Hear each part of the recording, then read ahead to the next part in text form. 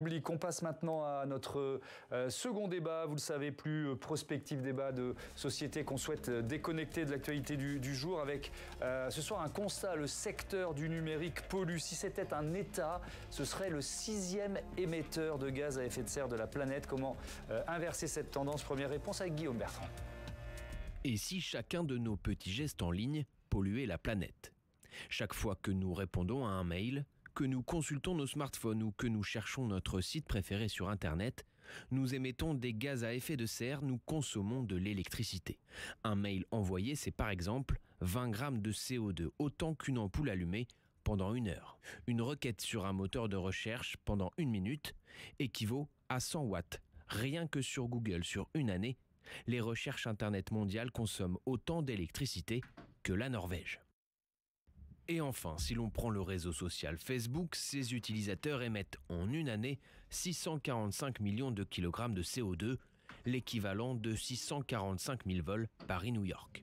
Et ça, c'est sans compter la fabrication de tous les matériaux du numérique qui polluent tout autant. Il faut savoir typiquement que l'industrie de production des semi-conducteurs, qui est basée, vous le savez, en Asie, très majoritairement, un petit peu aux États-Unis, consomme énormément de ressources. Donc notamment de l'eau, et que l'eau c'est une ressource, si elle est renouvelable, elle est épuisable. On pourrait aussi parler d'une décharge qui est très connue au Ghana, où se retrouve malheureusement en fin de vie une grosse partie de nos déchets électroniques qu'on sait malheureusement très mal recycler. Certaines entreprises cherchent à créer des équipements plus économes, notamment pour les data centers, ces grands centres de stockage et de distribution de données qu'il faut constamment refroidir avec de l'air conditionné par exemple, et qui sont donc très gourmands en énergie. La SNCF s'est dotée d'un nouveau système où ces serveurs sont directement refroidis par un liquide, une technique proposée par Serge Conessa, fondateur d'Immersion 4. Notre liquide conduit la chaleur 1500 fois mieux clair, ce qui permet de non seulement enlever la chaleur de ces serveurs, la récupérer. Cette chaleur et ces calories récupérées des serveurs peuvent être soit éliminées, si jamais il n'y en a pas assez, ou soit être récupérées, si jamais justement il y en a suffisamment pour qu'elles puissent être transformées en une autre énergie. Et la particularité de nos technologies, c'est qu'en plus on réduit la facture électrique jusqu'à 80%. En France, le numérique représente aujourd'hui 2% des émissions de gaz à effet de serre. Un chiffre qui pourrait tripler d'ici 2040. Le constat et les solutions face à cette pollution invisible du numérique, voilà le thème de notre débat avec Patrick Chaize. Bonsoir. Bonsoir. Bienvenue, vous êtes sénateur LR de l'Ain, à l'origine de la proposition de loi qui vise à réduire justement l'empreinte environnementale de ce secteur. Proposition adoptée à l'unanimité au Sénat hier soir. Céline Lescoq, bonsoir. Bonsoir. Bienvenue, vous êtes ingénieur en informatique, vous avez participé à la rédaction des travaux du Shift Project sur la sobriété numérique. Guillaume Pitron, bonsoir. Bonsoir. Vous aussi, vous êtes journaliste et réalisateur, vous publiez L'Enfer numérique, voyage au bout d'un like, c'est aux éditions Les Liens qui libèrent. Avec nous en visioconférence, Caroline Néron, qui est directrice générale du mouvement Impact France. Bonsoir. Le mouvement Impact France, c'est né de la fusion du mouvement des entrepreneurs sociaux et de Tech for Good France. Voilà pour les présentations. Guillaume Daré est toujours à mes côtés, évidemment. Je ne suis pas parti. Peut-être, c'est sympa. Le constat pour commencer, Patrick Chaize, je lisais en préparant l'émission que, entre autres, c'est quand vous participiez à la marche pour le climat que vous vous êtes dit il y a quelque chose qui ne va pas. Qu'est-ce que vous avez constaté ce jour-là? Ce que j'ai constaté, c'est une chose tout à fait simple, c'est qu'il y avait beaucoup de jeunes et que tous ces jeunes avaient leur smartphone à la main en train de se filmer ou voire même d'envoyer sur la toile les images de cette marche. Et je me suis dit qu'il y avait une prise de conscience à avoir et que sûrement qu'ils ne se rendaient pas compte qu'en faisant ce geste, eh bien, ils étaient en contradiction avec le sens de leur marche. Oui. Alors, il y a cette loi qui a donc été votée. 4 priorités: prise de conscience de l'impact environnemental du numérique, promotion des usages numériques écologiquement vertueux, sanction de l'obsolescence programmée et mise en place d'engagements juridiques contraignants. On fera un gros focus sur l'obsolescence programmée. Peut-être sur la prise de conscience. On parle de pollution invisible dans notre débat. C'est pas pour rien. On a un peu cette espèce de fantasme où on a appris le numérique dans cette espèce de fantasme que tout était immatériel, quoi, d'une certaine façon. Oui, alors justement, le but du texte, c'est de faire en sorte que ce monde virtuel devienne du concret et du réel. Donc l'idée, c'est évidemment qu'on puisse avoir une phase de sensibilisation, d'éducation, pour que l'ensemble des utilisateurs soient plus vertueux. On va amorcer des solutions ensemble. Peut-être quelques chiffres. L'empreinte carbone du numérique dans le monde, 4% aujourd'hui, c'est une fois et demie plus important que le transport aérien. Et l'empreinte carbone du numérique en France, on parle de 2% du total des émissions de gaz à effet de serre. Ça pourrait monter à 7% d'ici 2040. Et c'est ça qui est intéressant, Cécile Lescope, c'est-à-dire que si on ne change rien, si on projette un peu nos modèles de consommation, d'électrification massive, ça va exploser. Consommation de matières premières, consommation d'électricité, consommation d'eau, on l'a vu dans le reportage. Oui, tout à fait. Peut-être une caractéristique des travaux du Shift Project, c'est justement de prendre les choses dans leur ensemble.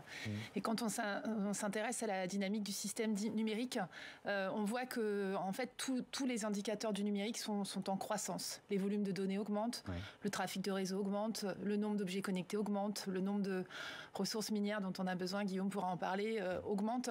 Et quand on s'intéresse un peu à la dynamique des systèmes et qu'on est face à un système qui a comme ça tous ces indicateurs en augmentation, nécessairement, cette dynamique, en fait, elle va nécessiter un effort important pour s'arrêter. Oui. Ouais. Simplement le streaming vidéo, vous parliez du fait de diffuser en direct, etc. Le streaming vidéo, c'est 1% des émissions mondiales de CO2. Ça aussi, c'est une source du Shift Project. Guillaume Pitron, on parle des vidéos, mais alors la démonstration que vous faites dans votre livre, c'est d'ailleurs le sous-titre, c'est Voyage au bout d'un like. C'est-à-dire qu'un simple like sous un post Facebook ou Instagram, il met en branle une mécanique, une espèce de millefeuille Internet, c'est un peu ça, quoi. En fait, ça revient à le défi qui se pose aux journalistes et qui se pose également à vous, monsieur le sénateur, c'est comment est-ce qu'on fait prendre conscience de ces sujets-là aux jeunes, notamment, et puis à nous tous qui consommons ces outils Internet tous les jours. Et donc, je me suis dit, si je devais raconter, qu'est-ce qui se passe si je vous envoie un SMS à vous, monsieur le sénateur, ou à vous quelle est la route de ce SMS ou de ce like ou de cette vidéo? Et en fait, la notification va traverser la planète. En fait, elle va parcourir des milliers de kilomètres, passer par des centres de stockage de données, des câbles sous-marins, peut-être des satellites. Si on en croit les ambitions d'Elon Musk, des antennes 5G, enfin surtout 4G, demain peut-être 5G, des box. Et donc en fait, si je vous envoie un like, et bien en fait le like il va pas faire 3 mètres, la distance entre vous et moi il va faire des milliers de kilomètres. Et donc ça permet de prendre conscience que on est en train de déployer ce qui est déjà à mon avis la plus vaste infrastructure spatiale, sous-marine, terrestre que l'homme n'ait jamais édifiée de l'histoire de l'humanité pour avoir nos vies connectées. Et donc, il y a une matérialité de ce monde virtuel avec les impacts écologiques qu'on vient de mentionner. Et bon, on fera marche arrière, même s'il y a la question des terres rares, des métaux rares dont on va parler et de la fin de leur exploitation, parce que ça se compte en décennies, je crois. Hein, donc, on va y revenir si vous voulez. Vous nous direz ça en détail. Vous avez écrit un premier livre qui avait fait événement sur ce thème, mais je voudrais entendre Caroline Néron sur peut-être des amorces de solutions, parce que c'est un peu pour ça que Tech for Good s'était créé, inventé, promouvoir un numérique plus sobre. Par exemple, sur le trajet d'un SMS ou le trajet d'un like, est-ce qu'on ne peut pas imaginer éviter de lui faire traverser 3 fois la planète, quoi, tout simplement? Il y a des solutions techniques pour ça. Effectivement, nous, on réunit toutes les entreprises qui se sont données comme mission de mettre le numérique au service et des objectifs durables. Dans ce cadre-là, les enjeux climat sont évidemment hyper importants. Et donc, on réunit autant des acteurs qui sont engagés sur, par exemple, l'économie circulaire. Et là, on voit que les solutions autour de l'économie circulaire peuvent être boostées par le numérique. Et donc, le numérique peut servir aussi d'accélérateur au développement durable. Et puis, tous les acteurs qui sont sur les enjeux d'innovation sociale et écologique via le numérique. Et donc, comment on crée et comment on invente des nouvelles solutions qui qui finalement ont au cœur l'enjeu écologique et social. Et aujourd'hui, c'est finalement pas vraiment soutenu, développé, encouragé en France. Alors, l'écosystème Tech for Good, il grandit en France, mais aujourd'hui, quand on souhaite avoir un crédit d'impôt, innovation recherche, ou quand on souhaite bénéficier d'un soutien du PIA, est-ce qu'on a des choses, vraiment des engagements qui sont demandés sur ces enjeux numériques, ces enjeux écologiques? Pas vraiment. Et est-ce qu'il y a réellement un focus qui est donné pour accélérer la mise en place d'innovations technologiques là-dessus? Pas complètement.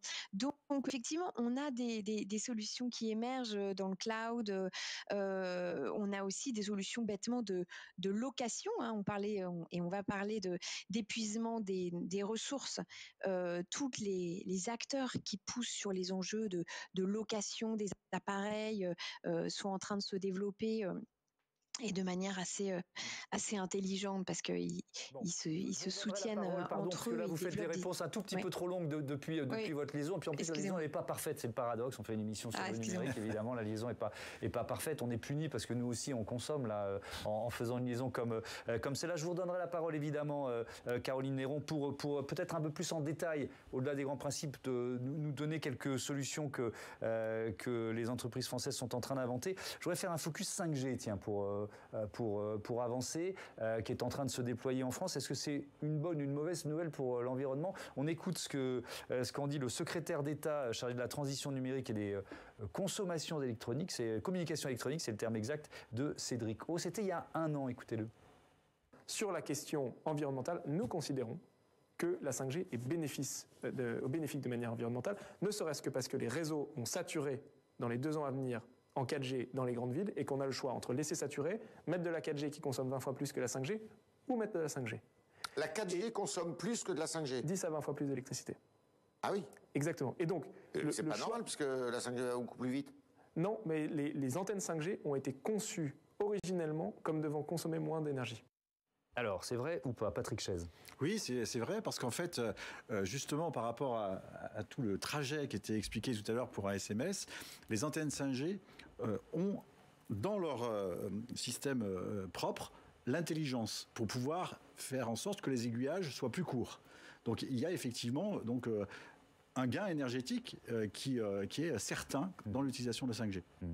Pourquoi on a besoin de la 5G? On peut peut-être le rappeler. Est-ce qu'on en a vraiment besoin? Moi, je vais vous donner... en fait, ça dépend de comment est-ce qu'on regarde, par quel angle on regarde les choses. Quand on regarde l'efficacité d'une antenne 5G, toute seule, effectivement, elle est plus efficace qu'une antenne 4G. Mais il faut déjà voir qu'elle se rajoute aux antennes 4G. C'est-à-dire que dans un premier temps, on n'éteint pas les antennes 4G. Ensuite, il va falloir renouveler les téléphones.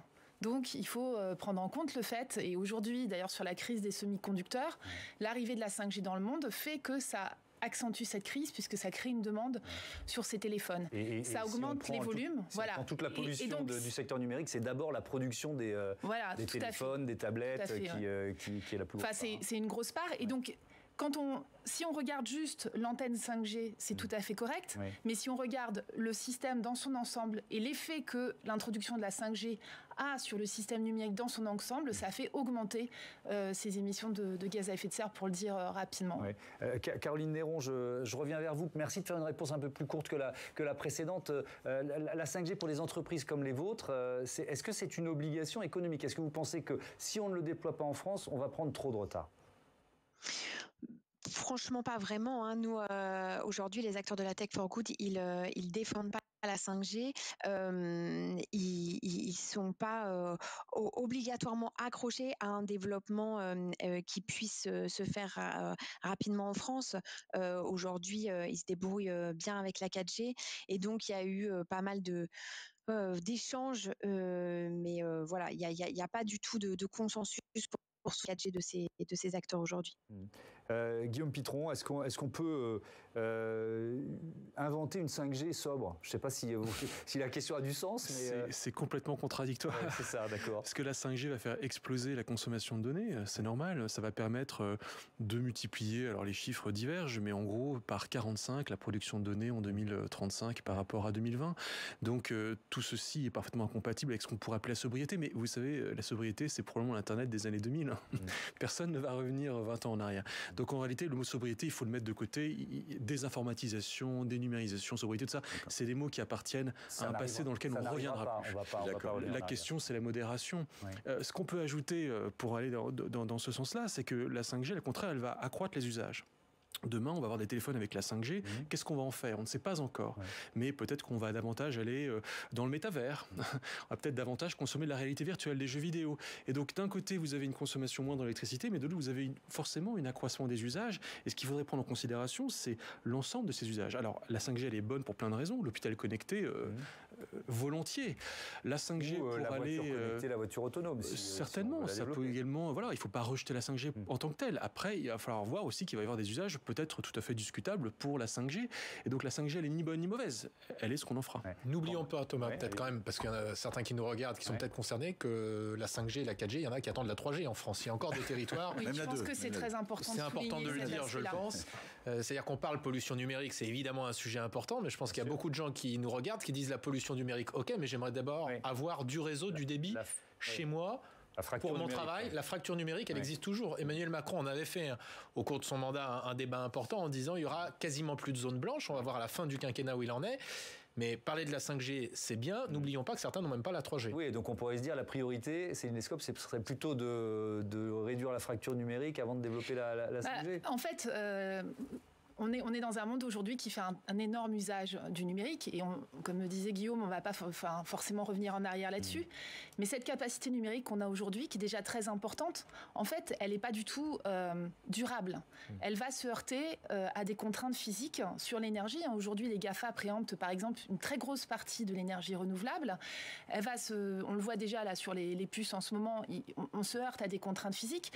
Et donc, si on ne travaille pas à la durabilité de cette capacité numérique telle qu'on l'a aujourd'hui, on risque de la perdre en fait, du fait de ces aléas physiques.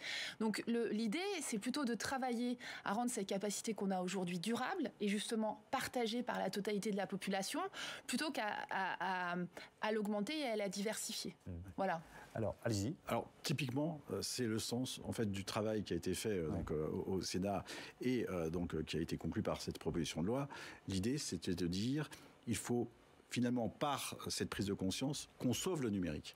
Si on était resté sur une position, je veux dire, qu'on connaissait, le risque était qu'on ne prenne pas conscience des bons gestes par rapport à ce problème environnemental.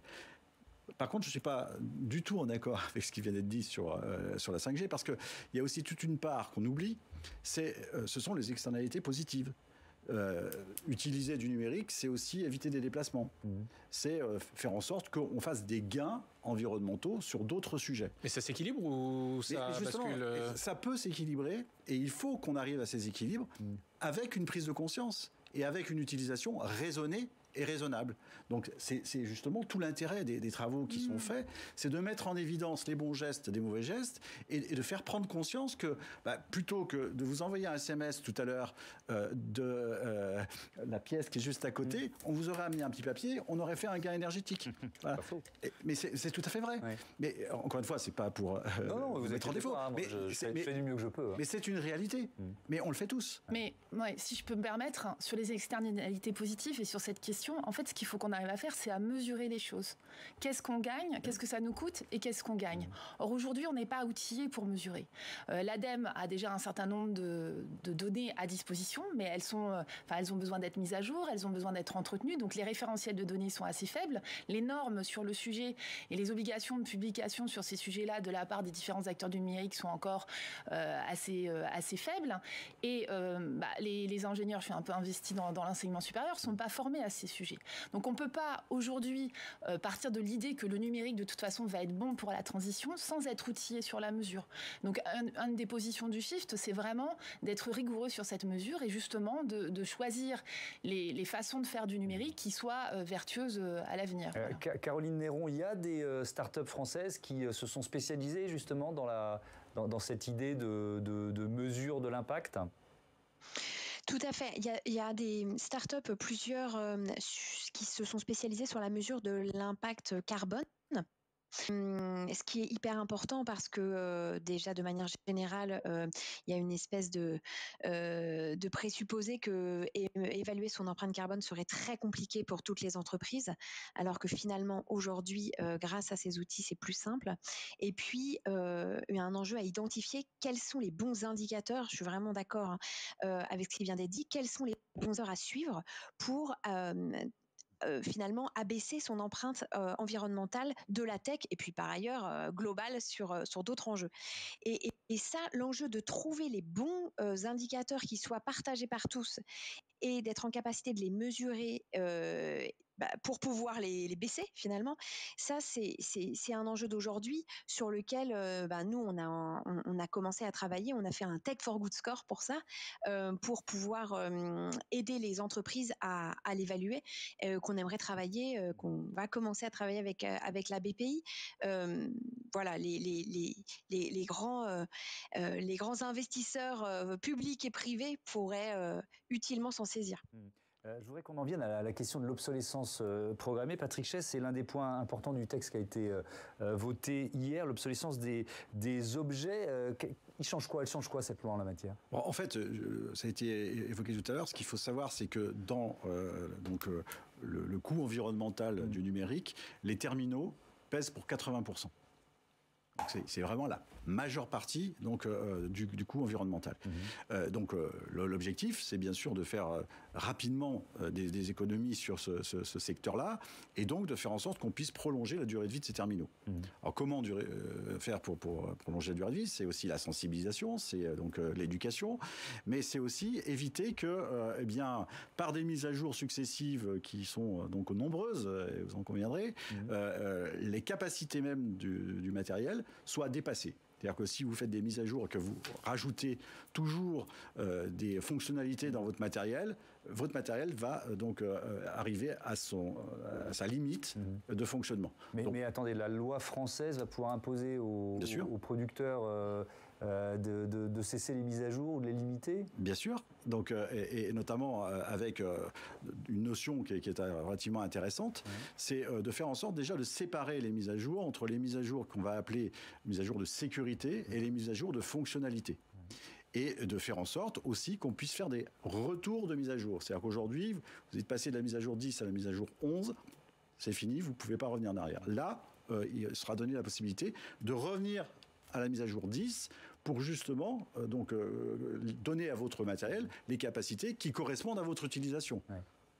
Et Guillaume Pitron, cette loi, c'est un progrès. Est-ce que la France se place un peu en avance par rapport à d'autres pays sur ces questions ? Elle se place absolument en avance. Il n'y a pas de pays, à ma connaissance, je parle sous le contrôle de mes deux acolytes ici sur ce plateau, mais non, effectivement, pour avoir fait le tour du monde de la question de la pollution numérique et des solutions également, ce que j'apprécie dans cette loi, alors il y a évidemment, tout n'est pas satisfaisant, notamment sur les produits électroniques, mais c'est qu'en fait cette loi couvre l'ensemble des grands chapitres de pollution. Le téléphone portable, le centre de traitement de données, et puis ça va également sur la question de l'éducation. Et c'est très important de commencer par éduquer les gens à ce qu'est la pollution numérique, puisque c'est virtuel. Donc en ce sens, c'est un vrai progrès par rapport à ce que font d'autres pays. Oui. Mais est-ce que c'est pas vain s'il n'y a pas une démarche au niveau européen ou mondial ? Il y a quelque chose qui est fait au niveau de la Commission européenne ou au niveau de... Parce que certes, on est peut-être en avance sur la lutte contre la pollution numérique, mais est-ce que ça va pas être vu peut-être comme un frein par les entreprises dans la concurrence internationale ? Alors, la Commission européenne vient de passer récemment une disposition proposant notamment, indiquant que les vendeurs de téléphones portables ne ne vont pas vendre automatiquement les accessoires associés au téléphone portable.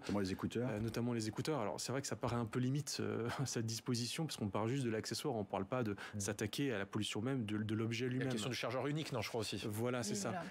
Excusez-moi, plus précisément le chargeur unique. Mais après, je ne sais pas ce que vous en pensez, Patrick Chaise, sur cette question précisément. Vous voulez peut-être Caroline Néron, allez-y, vous vouliez prendre la parole. Non, moi je fais beaucoup de sensibilisation à l'international sur ces sujets-là. Je peux vous dire que la conscience sur ces sujets-là est en train d'augmenter significativement aux États-Unis, en Asie. Les grands fournisseurs Internet travaillent sur ces sujets-là, ont des données précises sur ces sujets-là.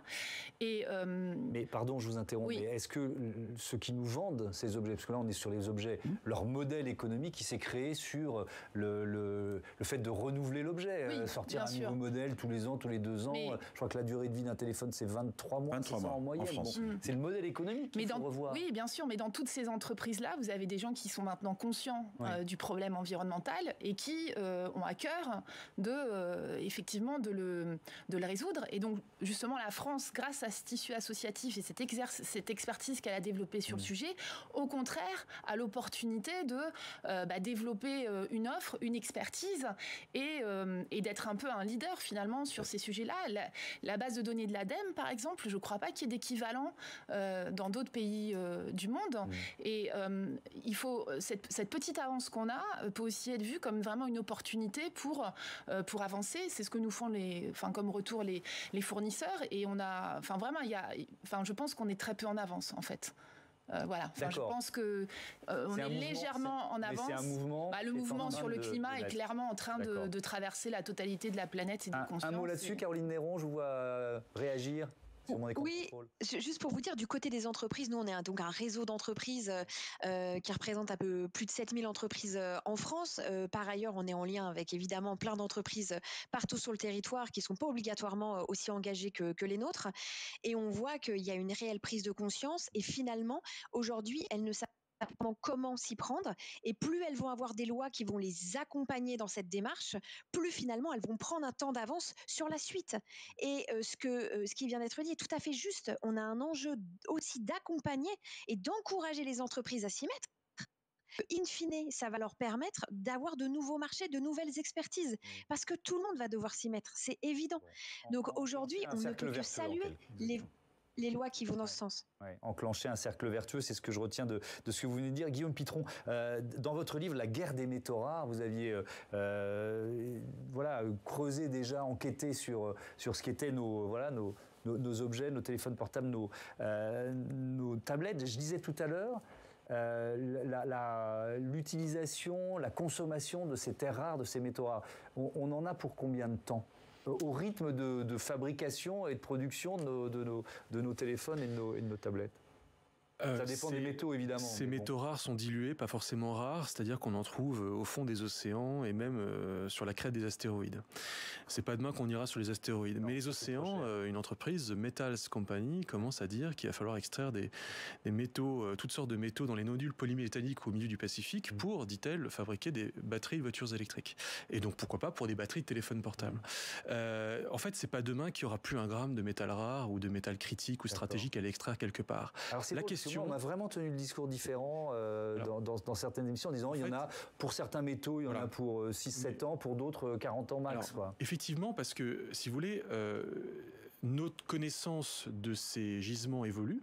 Et donc, à mesure que notre consommation s'accroît, la connaissance des gisements également évolue. Les techniques d'extraction évoluent. Donc, c'est une course de vitesse, en fait, entre l'explosion de la consommation et les progrès technologiques. Ce qui fait que c'est un peu comme le pétrole. Ça fait 40 ans, le pétrole, qu'on n'en a plus que pour 40 ans. Donc, les métaux rares, ça fait 40 ans qu'on n'en aura plus que pour 40 ans. À mon avis, c'est pas une question géologique. Les limites, elles sont ailleurs. À quel coût est-ce qu'on ira chercher ces métaux au fond des océans ? À quel coût économique ? À quel coût énergétique. Environnemental. À quel coût? Environnemental. Et donc, à quel coût? L'acceptabilité sociale. Le Groenland n'a aucune envie d'extraire ces terres rares. La France n'a pas envie qu'on aille extraire du lithium au fin fond de l'Auvergne.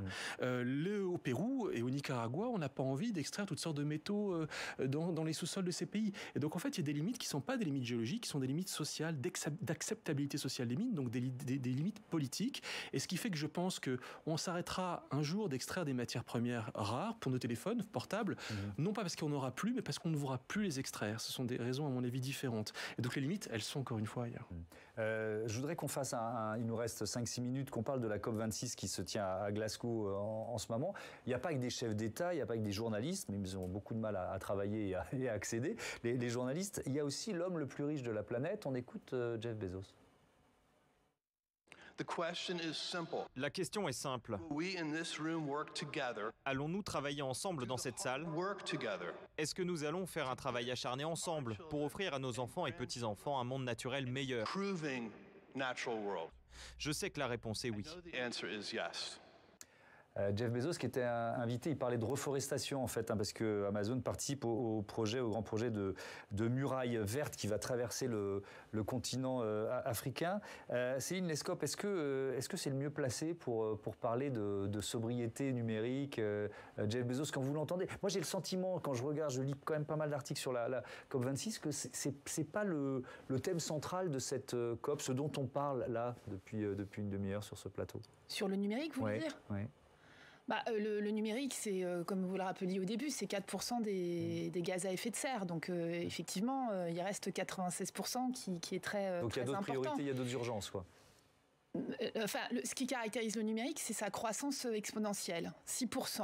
Donc quand on doit réduire de moitié à horizon 2030, je crois, les émissions de gaz à effet de serre au global, et qu'un secteur est dans une telle croissance, c'est un gros problème. On ne peut pas atteindre les accords de Paris en ayant une telle croissance sur le numérique. Ça, c'est pas possible.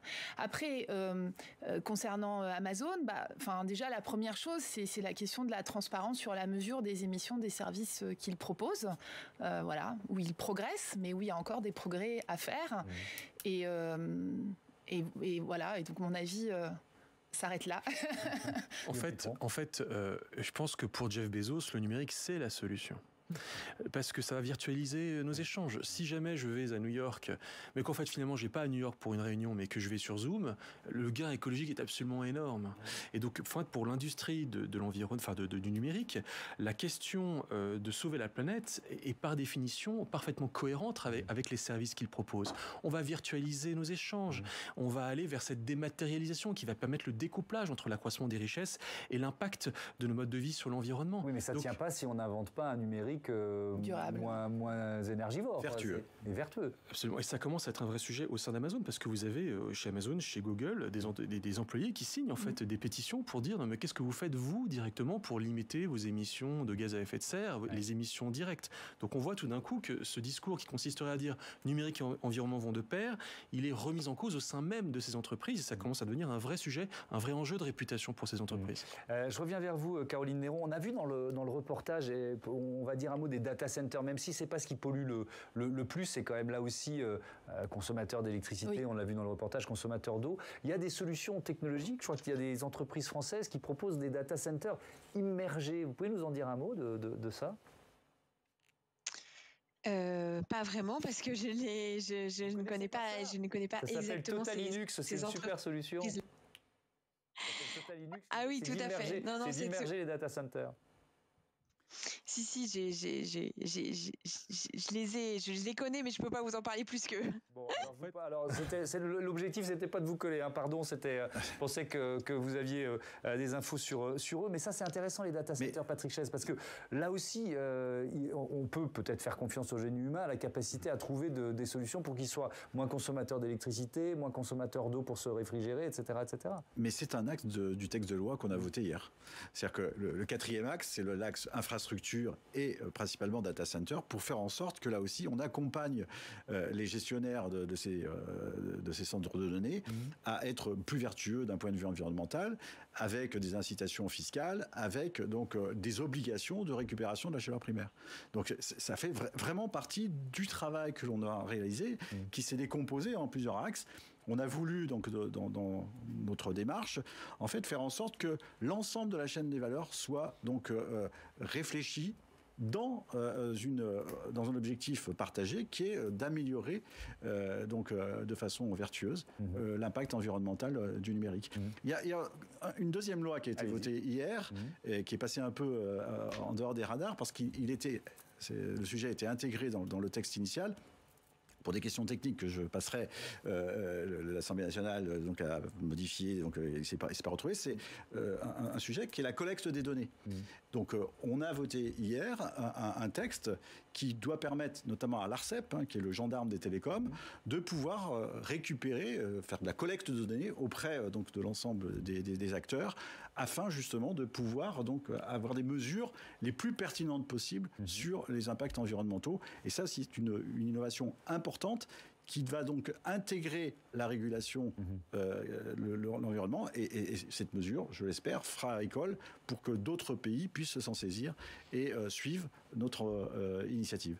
Merci beaucoup, merci à tous d'avoir participé à ce débat. Il n'était pas que désespérant et pessimiste, il y avait quand même quelques amorces de solutions. Guillaume Pitron, je rappelle le titre de votre livre, L'enfer numérique, voyage au bout d'un like, c'est aux éditions Les Liens qui libèrent. Merci encore, à bientôt, j'espère que vous reviendrez. Bonsoir toi, à bientôt, donc ça tient lieu de SMS. Comme ça, je ne l'envoie pas. Non, on va arrêter de s'envoyer des SMS à longueur de journée, évidemment, on va suivre vos conseils, à très bientôt. Merci encore d'être venu partager nos débats sur Sens Public. Voilà, moi je vous donne rendez-vous demain et puis vous avez un autre rendez-vous avec l'actualité politique, c'est demain matin, Oriane Mancini qui reçoit Frédéric Valtou, le président de la Fédération hospitalière de France, qui est aussi le maire de Fontainebleau.